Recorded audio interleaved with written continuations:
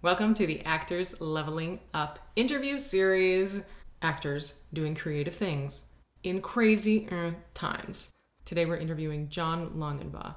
Audio plays, short films, stage plays. Oh my, he's doing it all. He's producing with Battleground Productions. And we are talking with him today about COVID safe sets, about finding funding, and about continuing to create art in the face of world devastation. Timothy Hulls will be interviewing. Timothy, take it away. John, Timothy. hey, thank you so much for doing this. I appreciate it. Hey, my pleasure. Thanks for asking. I'm just looking at your website and it's so inspiring because there's so much there on battlegroundproductions.org. Could you tell us a little bit about how that got started and the inspiration behind it? My background's mostly as a playwright, and that's mostly what I was doing up until about 7 or 8 years ago, was just working with plays. But I started to kind of make a shift in what I was interested in looking at to two other areas. One of them was small independent films, and the other was podcasts. 6 or 7 years ago, so just before the podcast sort of phenomenon really exploded outwards. And this all came about because Battleground was where we were going to kind of explore some ideas for larger projects that could be in different mediums. So theater was in there as part of the mix. And it was a little diffuse when we all started. We had some different ideas. We had some different serials. We had some different short pieces. But a lot of it coalesced around one particular story, one particular kind of narrative that is told in different forms, and that's Brass. And Brass is a series that's been seen as short plays. We've had productions, 3 productions in Seattle and Portland. It's also been a series of short films. We've completed 4 of these. And it's also now coming up on its 4th season of the award-winning podcast, which is an audio drama. Unlike most podcasts like this one, where just kind of people talking around a microphone, this is all scripted drama. You know, audio drama is still a pretty small slice of the podcast pie. That's what I've heard. And there are people like Mark Duplass kind of anticipating that that's going to be more of a mainstream form of entertainment. So it sounds like you guys were kind of ahead of the curve as far as audio dramas, and now it's just you're continuing to do that because of the obvious restrictions. Right. Though, you know, when COVID hit, it really disrupted our schedule for doing the podcasts as well. Because the initial plan was I was going to do 2 things this year. In March, I was going to record the 4th season of Brass in Seattle, Washington, using their studio, the Jack Straw studio, which we've done some stuff at before. And then late in March, I was going to shoot a short film. And so when everything kind of happened, it was clear that none of that was going to occur. But as we all started to figure out a little more about what both the nature of the disease was, the nature of the virus, but also the nature of our response to it, I think people really started to try to think, well, what does this mean? How have the rules been changed? And since I've produced a lot of different forms, including stage, film, and audio drama, there's always something that you are overcoming. There's always some sort of particular problem in front of you that you have to do something about. Right. And so that's when I got to a point, and I think it was probably by April or so, that I started thinking like that about like, well, what is this problem and what are the workarounds? It seemed to me that it would be possible to begin with to safely record an audio drama in a studio with about 24 actors. If we timed everything out, if the studio was large enough, if we disinfected microphones between every shot, if everyone was masked, it could be done. And once I put that forward to the company I'd pulled together, everyone more or less agreed to do it. We did lose a couple actors who, for obvious health reasons, felt like they didn't feel confident in going forward with it. But it wasn't all that hard to find other people who were just kind of really, really, really enthusiastic about getting some work. Because, I think that the most painful thing about this for so many of the artists I know is the way that we deal with trauma is through our art, right? Is like when something awful happens to you or your nation or the world, you want to express yourself. And man, I'll tell you, especially my friends who do musical theater, this has just been catastrophic to them, Right. because what has happened is that the exuberant way of expressing their art has been denied them. Mm-hmm. And that's it's been awful for everyone, but I think particularly for people whose art form is about this human connection, one-on-one, to have that taken Yeah. away from them just at a point when they need it more than anything, that we all need it more than anything, has just been really tough. So Wow. so we put together a plan. I talked to the city of Seattle's sort of art liaison, and we we recorded it right. I swear it was the weekend right while the spike of COVID was starting to go down in Seattle, and just before the Black Lives Matter protests. I swear, like, that was the weekend that we got in. We recorded it just Wow. between sort of pandemic and civil unrest. And that the main thing that taught me was you have to take your shot. Right. You know, you just have to, if there are opportunities in front of you right now, you just have to go forward. How did you become this persistent creator, of content who will do, by hook or by crook is going to get it done? I honestly, I don't know when that psychosis sort of took hold of me. I was an artistic director for two small theater companies, both of which lost their homes, and after kind of a protracted death struggle, died. And in one of those cases, I was helming that, the institution. I think anyone who hangs out, particularly in the world of fringe and smaller theater, is just used to kind of facing insurmountable odds over and over again. And the true fact is that ultimately we always lose. Ultimately the small little fringe theater community in a place like Seattle, which is based around being in the hip neighborhood that hasn't quite gotten all the investment yet, it's ultimately, it's going to all be driven out. What's going to happen to it is what happened to it, right? Is that condos take it all over. So we're already kind of invested in the idea that this is a losing battle, but we are still going to fight as hard as we can at all times. In this case, it was really just the opportunity to give a shot at trying it and succeeding, right? At the end of a very long weekend, we had recorded a 3.5 hour long, fully scripted audio drama, and we're able to kind of send that off to our editor. So, it wasn't easy, but I think that what I learned there gave me the confidence to try again in terms of filming. The film project that I had up was rather uniquely suited for the circumstances. And what I mean by that is that it had already been planned to be a small, pretty much zero budget little feature, 30 minutes long, that was going to be shot entirely on green screen. So we had already planned from the beginning that it wasn't going to be necessary for us to have all the actors in one place at one time, that we could actually shoot small groups and individual actors. And once I kind of put it to the paper, I realized that we would be able to shoot a production where there was never more than 10 people in a room at one time.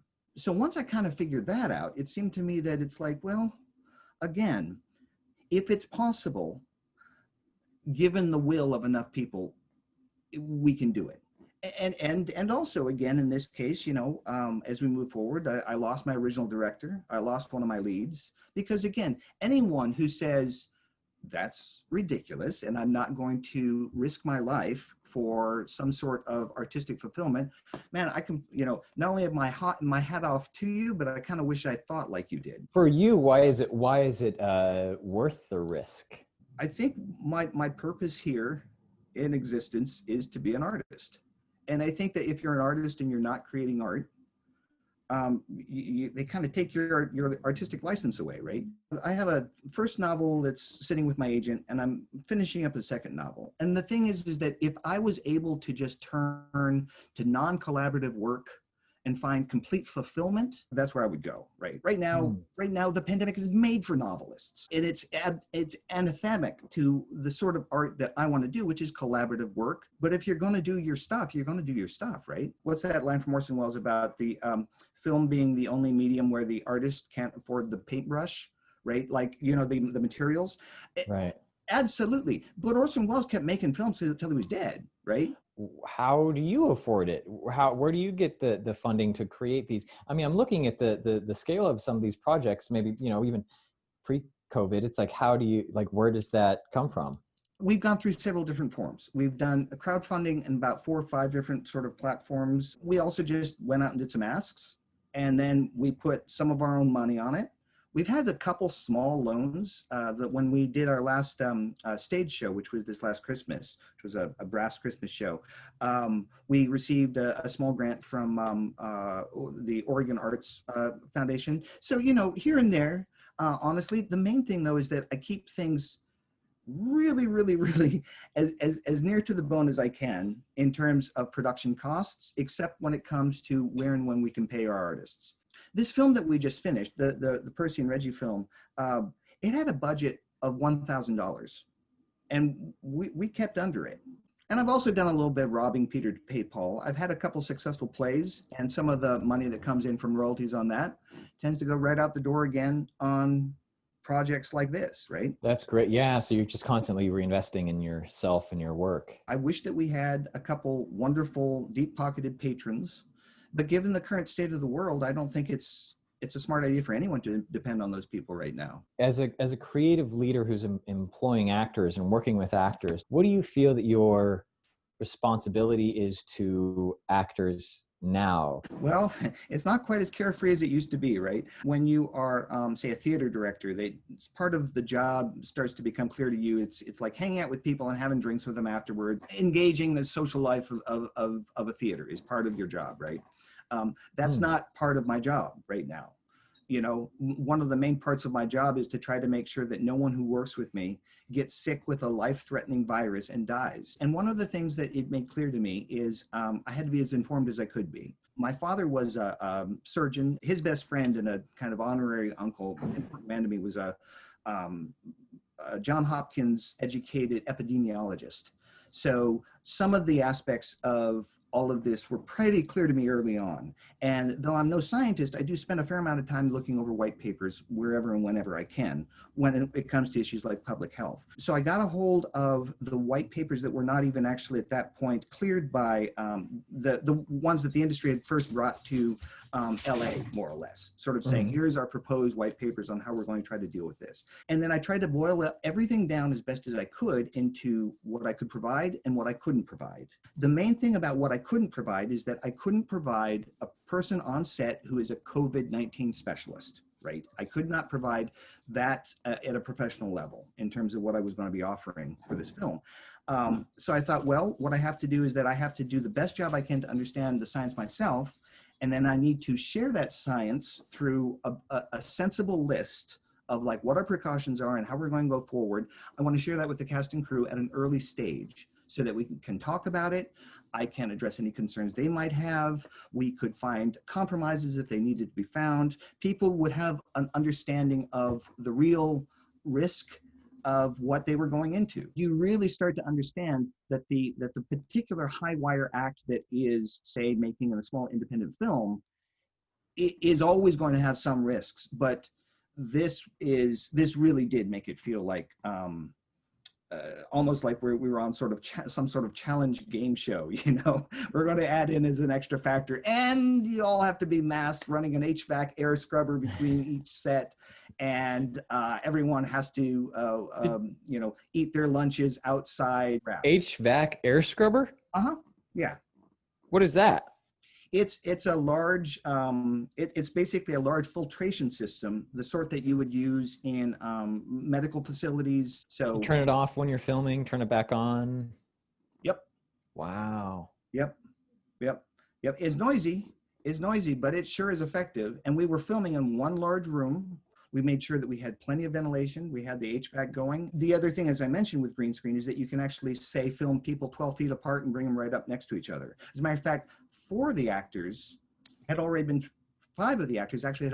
filmed before, and were just kind of like basically taken out and put in particular positions. Didn't even show up for the 2 days of the shoot. How do you find your actors? Is it a casting website, Actors Access, or is it just kind of within your circle, the people you've worked with before? I have to admit, a lot of it is just kind of in my circle. When I lived in Seattle, that was for a little over 20 years. So I felt like I got to know the community there pretty well. In Portland, it's been kind of growing for me in the last year or two. we check in on PDX Portland and some of these other PDX Backstage, I think.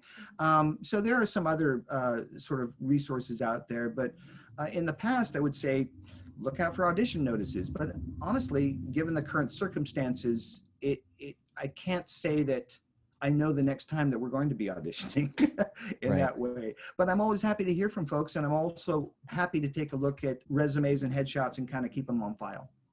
How would you describe the style of Battleground? Because I look at this and I go steampunk, but I don't want to box it in. I'm not gonna box it in. Like, how would you describe the style, the aesthetic of what you're creating?